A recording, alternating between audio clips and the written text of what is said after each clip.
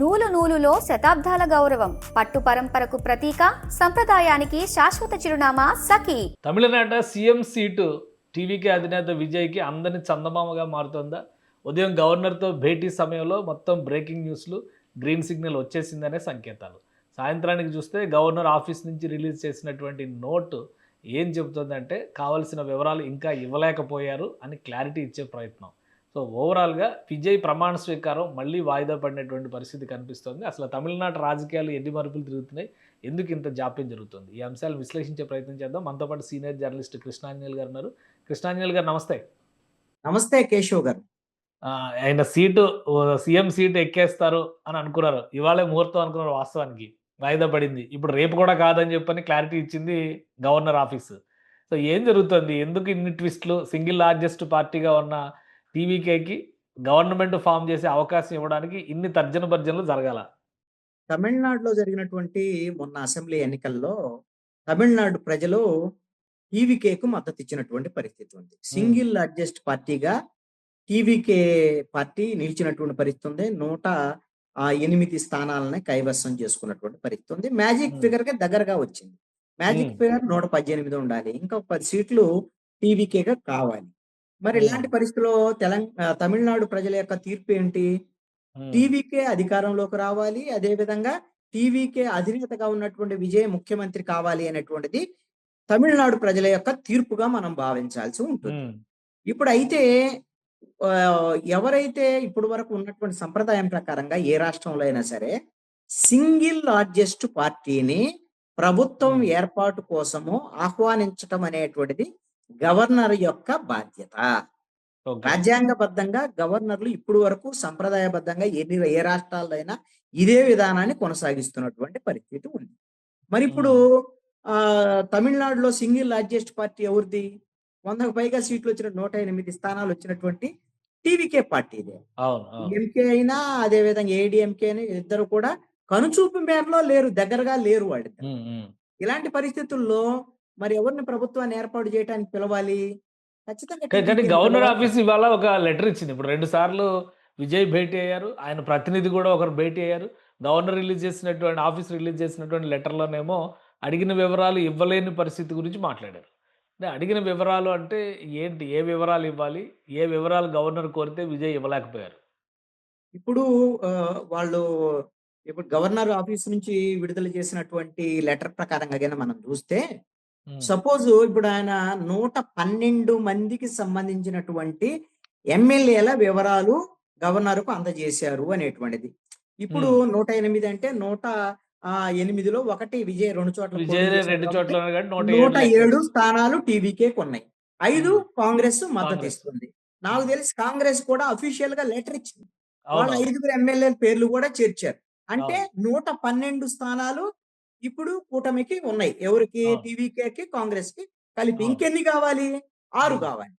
ఈ 6టికి సంబంధించినటువంటి విషయంలో ఇంకొక 2 వీసీకే పార్టీ కూడా ఏదో 2 స్థానాలు ఉన్నాయి, మేము మద్దతు ఇస్తామని ప్రకటించినట్టుగా సమాచారం అయితే ఉంది. సో అవి కూడా కలుపుకుంటే 114 అవుతుంది.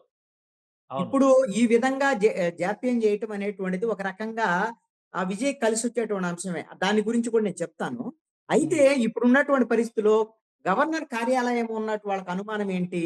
మీకు 112 ఉన్నాయి, మీకు 118 కావాలి, మిగతా 6 పరిస్థితి ఏందని అడిగారు అనేటువంటి దాని మీద వచ్చింది. మిగతా 6 అనేటువంటి అంశము ఇప్పుడిప్పుడుగా గవర్నర్ ముందు ఇవి చూపించాలా? రాజ్యాంగబద్ధంగా వ్యవహారం వచ్చినప్పుడు రాజ్యాంగబద్ధంగా గవర్నర్ ముందు ఈ విధమైనటువంటి బల ప్రదర్శన చేయాల్సినటువంటి అవసరం లేదు అని మన రాజ్యాంగం చెప్తోంది. మన రాజ్యాంగం ప్రకారంగా ఆన్ ద ఫ్లోర్ అసెంబ్లీలో మాత్రమే తన బల ప్రదర్శన, తన ఉన్నటువంటి బలాన్ని నిరూపణ చేసుకునేటువంటి అవకాశం రాజ్యాంగం కల్పించింది. మనకున్నటువంటి సంప్రదాయం ప్రకారంగా ఏంటి? సింగిల్ లార్జెస్ట్ పార్టీని ప్రభుత్వ ఏర్పాటుకు గవర్నర్ ఆహ్వానించాలి. ఆహ్వానించి మీకు ఎంత సమయం కావాలని అడగాలి. వాళ్ళు 2 వారాలా లేదా 3 వారాలు అడిగేదానికి సమయం ఉంటుంది. ఎంత సమయం ఇవ్వాలనేటువంటిది గవర్నర్ సమయం ఇస్తారు. ఒక 2 వారాలు సమయం ఇచ్చారనుకోండి, ముందు ముఖ్యమంత్రిగా ప్రమాణ స్వీకారం చేస్తారు. ముఖ్యమంత్రిగా ప్రభుత్వం ఏర్పడుతుంది.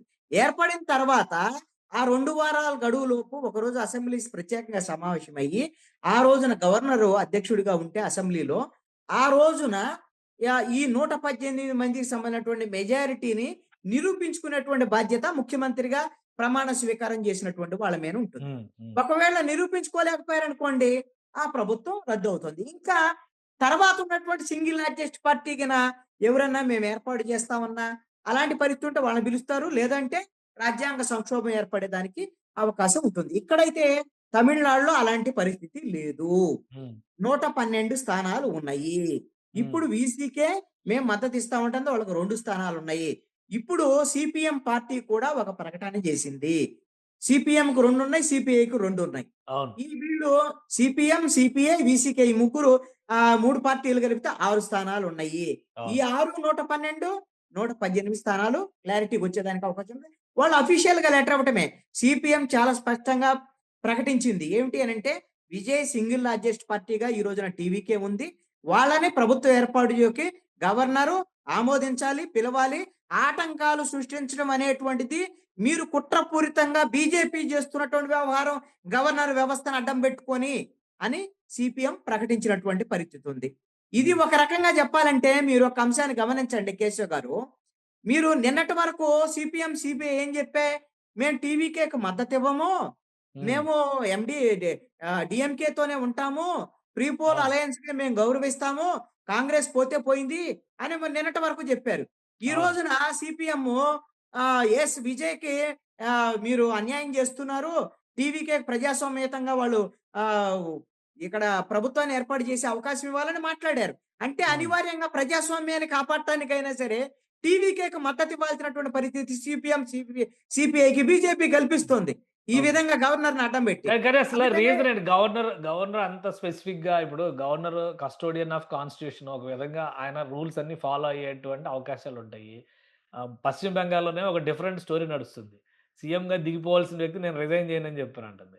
ఇక్కడేమో అన్ని క్లారిటీలు వచ్చి చివరికి నిన్నటి వరకు అధికారం చలాయించినటువంటి డీఎంకే అధినేత కూడా మేము సహకరిస్తాం 6 నెలల వరకు. 6 నెలలు మీ పనితీరు చూసే నిర్ణయం తీసుకుంటాం అని చెప్తున్నారు.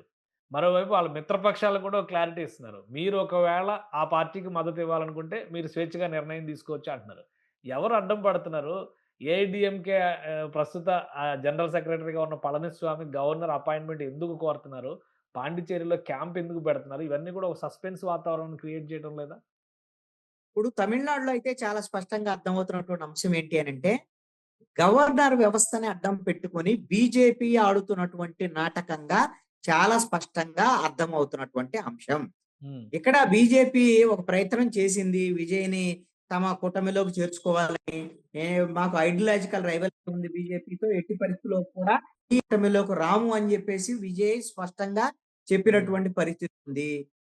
ఈ ఎన్నికలకు ముందు కూటమిలోకి తెచ్చుకోవాలని విజయ్ అనే ఒక ప్రయత్నం చేసి విఫలమైనటువంటి పరిస్థితి ఉంది. ఒక సీటుతో భంగపాటుకు కూడా బీజేపీ గురైంది. హ్మ్. ఆయనతో కలిసినటువంటి ఏఐడీఎంకే కూడా ఘోరమైనటువంటి ఓటమిని చవిచూసినటువంటి పరిస్థితి ఉంది. కనీసం ప్రతిపక్ష హోదా గూడా వాళ్ళకి రానటువంటి పరిస్థితి ఉంది. ప్రభుత్వంలో ఉన్నటువంటి డీఎంకే మీద ప్రజలు అంత తిరస్కరణ ఉన్నప్పటికి కూడా కనీసం ప్రతిపక్ష హోదాను రెండో పొజిషన్ వాళ్ళకిచ్చారు.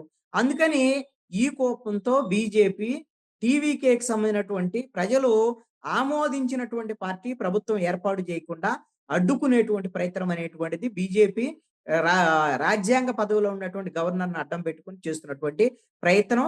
మీరు ఒక అంశాన్ని గమనించండి. టీవీకేకి ఇంత ఘన విజయం రావటానికి కారణం ఏంటి అనంటే, అధికార పక్షాలు టీవీకేని తీవ్రమైనటువంటి ఇబ్బందులకు గురి చేయటం కూడా ఎన్నికల్లో ప్రజలందరూ కూడా టీవీకే వైపు ఉండటానికి కారణమైంది. మీకు అందుకనే హ్మ్. మీ కరూరుకు సంబంధించినటువంటి తొక్కిసలాటలో మనుషులు చనిపోయినటువంటి నేపథ్యంలో డీఎంకే ప్రభుత్వం ఇబ్బందులకు గురి చేయటం విజయ్‌ని. అదే విధంగా దాని మీద సీబీఐ విచారణలు చేసినటువంటి పరిస్థితి కేంద్ర ప్రభుత్వము. అలాగా కేంద్ర, రాష్ట్ర ప్రభుత్వాలు 2 కూడా విజయ్‌ని ఇబ్బందులకు గురి చేస్తున్నాయి అనేటువంటి ఒక హ్మ్. సింపతి కూడా కానీ విజయ్‌కొచ్చింది. విజయ్‌కున్న ఆప్షన్ అందుకోసమని ఏంటి? ఇప్పుడు ఇదంతా జరుగుతుంది. గవర్నర్‌ని ఎదిరించేటువంటి అవకాశం ఉండకపోవచ్చు. విజయ్‌కున్న ఆప్షన్స్ ఏంటి లీగల్‌గా చూస్తే? ఒకటి ఇప్పుడు లీగల్ అవసరం లేదండి. ఇప్పుడున్న పరిస్థితులైతే లీగల్ అవసరం లేదు. ఇంత కోర్టులకు వెళ్ళాల్సినటువంటి స్థితి అయితే ఈ రోజుకైతే, ఈ గంటకైతే లేదు. ఆయన గవర్నర్‌ని రెండోసారి కూడా కలిసారు. ఉన్నటువంటి విషయాన్ని కూడా చెప్పున్నారు. కాబట్టి తమకు మద్దతు కూడగట్టుకునేటువంటి పనిని విజయ్ చేయాల్సినటువంటి పరిస్థితి ఉంది బయట. ఇప్పుడు ఉమ్, గవర్నర్ దగ్గర వ్యవహారం కాదు. ఇప్పుడు కాంగ్రెస్ మద్దతు ఇచ్చింది 5 సీట్లు. అదే విధంగా వీసీసీకే మద్దతు ప్రకటించింది. దానికి సంబంధించినటువంటి లెటర్ కూడా అధికారికంగా తీసుకోవాలి.